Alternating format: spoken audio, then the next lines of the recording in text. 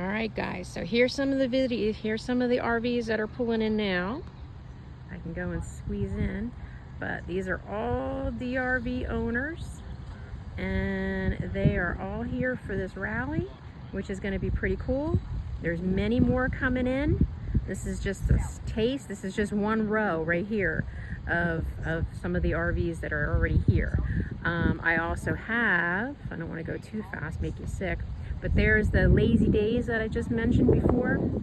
The RV center is right next door, so literally you can just walk through the gate and go and look at more RVs, brand new RVs, not only DRVs, but a whole bunch of stuff. And here are some of the backside of the one area too, with all the DRVs. So it's going to be pretty cool. It's going to be a fun full week packed of workshops and trying to learn all we can on different types of stuff that we could do for our RVs. So here we are.